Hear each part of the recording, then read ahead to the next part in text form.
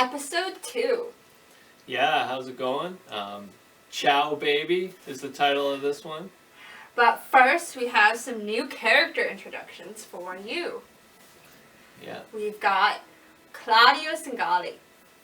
Uh-huh. He is the brother of the character we're going to introduce in 2 seconds.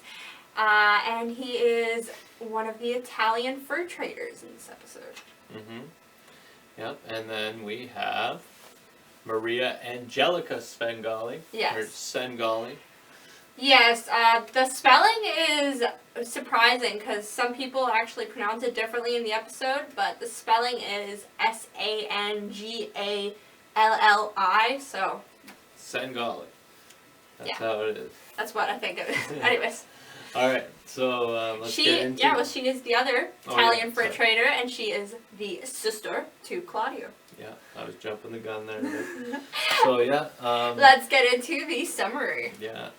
So, we start off with a school board rep arriving, and Peter has an idea to arrange a satellite link up so that the kids don't have to leave their families in the community to go to high school.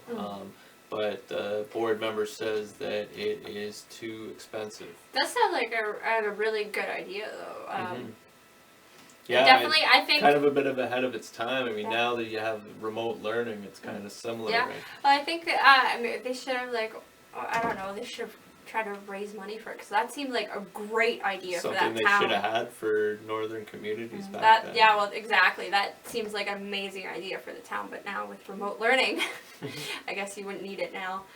So then we find out that Tanya's water tank has cracked.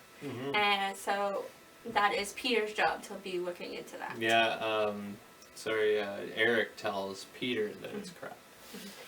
So. And we flash over to a very cute TV and Bertha, played by Dakota and Lori, kissing, and they look so sweet and happy. Like, it looks like young first love, you know? It's cute seeing them together. Yeah, and then Bertha's trying to convince TV to come to Yellowknife to school because she's probably going to leave to go to high school. Yeah, and she's going to go for the interviews right then, so she's trying to convince him to go. Yep, and then... But he's like, no, I want to go to Toronto or Vancouver, not Yellowknife. Yeah. It's not, it doesn't work, it can't be a stepping stone to get out of this place. Yeah, it's all or nothing for TV. So yeah, and then we have the Italians arriving, who we've introduced. Maria and Claudio. Yeah, and we find out that the band has paid for their trip and they're paying for their rooms. So it is, Harris is trying to strike up some kind of business deal with them. Yeah, and so then we see Harris telling Peter all about the deal he's arranged with the Italians. He flew them over.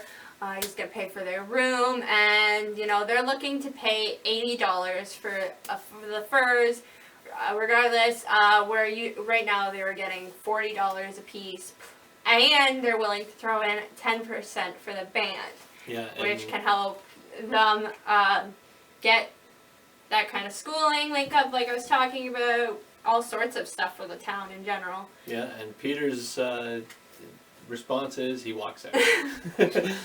So then Bertha goes to her interview. She's offered that she can stay with Rosie's brother's sister-in-law. Yeah, and then TV walks in on the interview and she ditches the interview. Yeah, because he's talking about the Italians showing up and stuff. Basically, he's trying to wreck the interview. He just offers her to leave, and she's kind of like in this in-between place where we'll see in 2 seconds why, and she just goes for it. So Peter meets with the Italians, and they do the whole business talk, and they're like getting right down to the business deal. They're like, oh, you know what, for this price, actually, we'll pay $90 a piece. Yeah, they're actually offering a little bit more. Yeah, and the brother's like, says, no, 90. They're great, because you could really tell they love them. Yeah, the quality, I guess, is, superb. So as soon as they try to talk like money and everything, and Peter's go to Joe's. Yeah, it's like they're literally like trying to like handshake the deal and get it done, and he's like, go to Joe's. Yeah, you can tell he senses like, he wants to maybe change the negotiations, so he tells Harris to take him for a walk. Why are they so quick to up the price without him even saying anything? Yeah. Also, so Sarah tells Bertha she is pregnant. She goes to Sarah's to get a pregnancy test, to the health center. And we also find out that they weren't very responsible either. It wasn't them being careful at all. Like she said, they didn't use protection sometimes. And Bertha, even, we find out she's going to school to be a nurse. So she knew what could happen. She's just... Yeah, maybe she wanted to get pregnant. Who knows? Or just I feel like she trusts cares about TV so much that she'd almost be willing to do like anything for him. Mm-hmm. That like even if like makes herself uncomfortable, kind of. I don't know. Anyways, Peter goes to the RCMP to investigate the Singalis, and Michelle mentions the yak farm. She says that, mentions to Eric, to Peter, but Eric is in this presence, so he finds out about it, that they had a yak farm there, and they tried to raise them for their wool, and Eric goes, how did that go? And she goes, do you see any yaks around here? So it didn't go so well, so she's basically saying, watch out that this doesn't become the same thing. It's just hilarious though, because it's a very brotherly, sisterly moment, where she's like, kind of like teasing him and stuff. It's just cute. Yeah. So Michelle gets Peter's info that he wanted, but mentions again Tanya's water tank. Mm-hmm. A problem he has, he likes to get on these little ventures, and then... He's not paying attention to the townspeople's needs. Yes. And like there, he says, we're looking into it, and it's just kind of like, but, those should be your primary concerns. The other things like business deals, things like that should be, back burner. I don't know, that's my opinion, and I guess Kiara's too, but other people might have a different opinion. If you disagree, let us know. Peter wants $350 for politically correct furs. Mm-hmm. Now, he drops this deal pretty suddenly. Yeah, this deal. This time though, this move was like this first one was smart, because he hasn't upset them yet or anything, and he's got them really thinking and loving and eating up out of his fingertips the idea of the politically correct furs. Yeah. They are loving it. Yeah, they try to kind of shop around for a different price because it's a lot of money. But I mean, they do like the idea, and they eventually, come around to it. Yeah. Harris looks at the water tank while venting to Lois about Peter ruining the deal, because he doesn't think like there's any way that they'd possibly want to agree to this. Yeah, like if they had literally went from $80 to $90, and then Peter goes to $350. So Harris and everybody else is like, yeah. Well, at this point, oh my God, why would they ever agree to that? Yeah, well, they hadn't agreed to anything at this point. They kind of walked out of the negotiations as kind of like a leverage thing, obviously. And Bertha tells TV she's staying. Now, the school board rep wants Sarah to talk to the school about AIDS, and Sarah reveals that, sometimes it doesn't matter. Things still happen, even with the smart kids. And Shirley knows she means something. Yeah, so Shirley gets her to spill the beans to the school board rep, Shirley and Eric. And they find out that Bertha's pregnant. Yeah. Yeah, so that kind of, jumps the gun. She hasn't even told TV yet. No. But Eric doesn't know that. Yeah, exactly. So Eric talks to TV, and he completely spills the beans about the baby. Yeah, so TV finds out in kind of a bad way. He's told by Eric, who, let's face it, like, I think TV likes him, but then he's kind of putting up this wall because he's a cop. They've got that almost push, shove, hug relationship. I'd consider it. Like there's more aggravation in the relationship, but there's still a lot of love pushing in back it. a lot against Yes, him right exactly. now at this point. So yeah, he completely denies the responsibility, but we get this. I thought it was like this really sweet and cute TV Eric moment. I really loved it. He was just like, I didn't hear that. Yeah. And like he's basically gonna like make sure that TV sees through on his responsibility, which is totally like Eric, right? Mm-hmm. He's been there the whole time to watch over TV. Mm-hmm. So yeah, after that we've got the Italians trying to cut deals behind Peter's back, and nobody will. You know, Willie, Joe, everybody. Mm-hmm. Yeah, they realize. I love Willie, I'm sorry, but oh my god. Yeah. Woo, he was. You guys know how like cryptic and stuff he can be, where he's just like. He's like, yeah, I can make deals with whoever I want. And then she's like, oh, with whoever you want. As long as it's okay with the chief. And he's like, yeah. Yeah, because they kept doing that back and forth thing. And then she's like, okay. So it's like, yeah, you can't. It's like, so you can't really. He's like, no, I can't. It's just so funny. But yeah, Michelle talks to Bertha about everything. Bertha really needs somebody to talk to. Mm-hmm. Michelle's good with this because she's never judgmental when she talks to the kids about things. So we do find out the name of Bertha's aunt, you guys.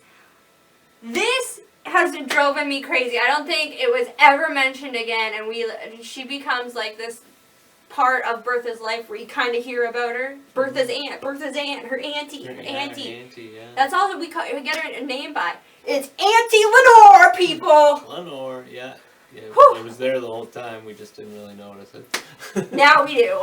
Now I will add that to the family tree, and it will be there. Anyways. So then the Italians try to accept the deal. Yeah, they try. But then Peter brings in, like, literally as they're accepting, Peter says, now listen, we can do the tanning and the dressing of the furs here, you know, we'll open a factory. And then the Italians are just like, okay, this is too much, and they completely walk out. They're like, what do you think? Like, we're idiots? And like, like, I can completely understand their point. Like, he's throwing this on them, like, all at once. It's not like he even tried to lower that price he gotten to get the tannery or anything. Like, I just think the way he went about it was incorrect, and that is one of our questions for later, so I do want you guys to let us know what you think. Yeah, like, I understand, like, you know, him making the exception because he wants to keep jobs in Lynx River long term, but you know, to just spring it on them like that after they've already had to accept this large price, it was kind of not the greatest negotiating tactic, it seems like. Anyways. So yeah, TV and Joey talk about. Yeah, Joey's kind of obviously curious about what it's like now that he knows that they had sex. Now he knows. So we also get this little factoid that Joey and TV aren't necessarily super duper close. TV doesn't tell him about losing his virginity to Bertha at all. Or I mean, we assume that they lost it together, whatever. Either way, he doesn't tell him about that at all or anything. He only finds out after the fact when Bertha comes out pregnant, so that kind of surprised me. Well, not necessarily, because TV doesn't even know that she's pregnant yet either, right? No, what are you talking about? Eric told her. Oh, yeah, The whole town knows. Sorry, yeah. The whole town knows. I'm getting the timeline mixed up now. Yeah, the whole town knows she's pregnant, so it kind of just surprised me that Joey didn't know her. Yeah, but it kind of surprised me that Joey didn't know already, so I thought that was neat. TV acts cool right in front of Joey and proposes an abortion to Bertha. Yeah, well, actually, Joey walks out at that point. Yeah. It's just Bertha. He acts cool in front of Joey, and then he proposes an abortion to Bertha. Yeah, and then he actually says, you know, basically denies responsibility of the kid. She's like, you're the father, and he's like, prove it, right? And then she needs him. Yeah, I love it, and it's not just that. It's like, she's like, goes right up to him, and she looks like she's about to, like, kiss him. Yeah. I like that. I just like, I loved it. It's just like, yeah! Yeah, and she knees him really hard in the groin, and he hits the floor. He's And like, he deserved he's it! down for the count. Woo! I noticed he's wearing the Injustice for All shirt that I used to have in school when I was in high school. Lori! That must have been a fun moment for you. So yeah, and then Eric hangs shelves very poorly at Michelle's, noted by Hannah. yeah, Hannah says they're crooked, and then she invites him for dinner. So you know, there's And a little then bit later of on, she still mentions how poorly he hung the shelves. yeah, She says his table setting is better than hanging the shelves. better than his faulty shelf hanging. So They have that cute little relationship there. It was nice. So then Albert visits the Italians, brings a bottle of vino with him, and proposes a little bit of, business partnership I was gonna say, them. how did you know it was vino? But then I was like, oh wait, she's like vino. She's like all excited. Yep, and we hear the cost of the yak farm during this meeting. $100,000, people. 100,000 Somalians just flushed down the toilet on a bunch of yaks. So anyways, And if you lost your hearing, sorry. there is some talk here about Albert possibly becoming chief, and they mentioned to him that he's saying like it's a possibility that he'll be chief next. and they're like, maybe we could help you, and he's like, you think so? And they're like, yeah, so there's a little bit of wheeling and dealing going on here behind Peter's back that he doesn't know about. Yes, and Peter and Michelle do some talking. Yeah, and she mentions that she saw Albert talking to them, and he doesn't seem to be worried about it, but she kind of clues them in, like, you need to worry kind of about what's going on, you could lose this election because of this. yeah, so. she mentions, basically that Albert's made it political at this point. Like, she doesn't say it in those words, but that's what she means by telling him what she tells him. Eric talks to TV about the correspondence and getting a part-time job at the rec center. Yeah. She just storms out. Yeah, I mean, this was a solution to him not, him not having to go to school. Yeah, exactly. To finish high school, he'd get to... There's kind of a cute moment with Elsie there, too, where, TV's like watching TV or playing video games or something. And watching Eric's TV, she's trying to, and he's like trying to turn it up or something, yeah, too. and then she's like, TV, someone is talking to you, because she knows it's about school, it's a good thing for him. She turns the TV up. And then she very much appreciates Eric's little help, so she offers him tea. Yeah, after. as she always does. She's always a gracious host.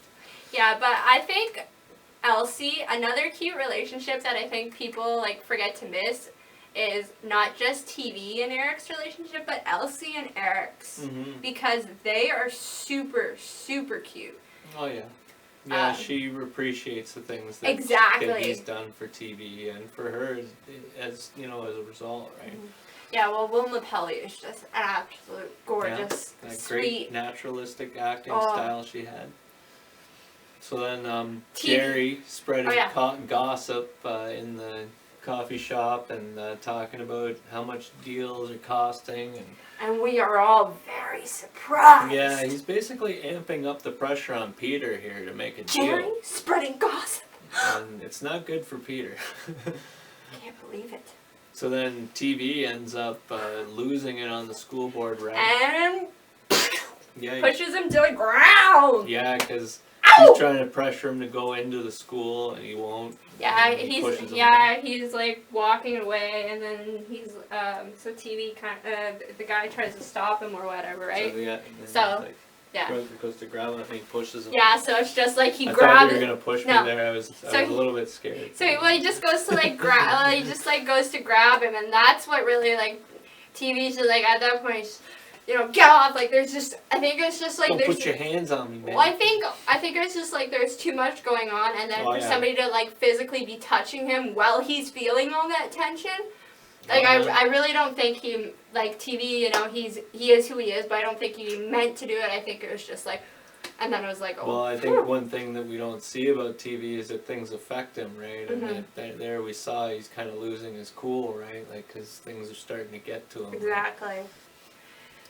And then TV talks to Bertha, And basically, he's trying to actually, somewhat ask her, what are you gonna do? He's concerned a little bit more than before. Yeah, but it mainly just seems like at this point it's like he wants Bertha, but he doesn't want the baby. It's like.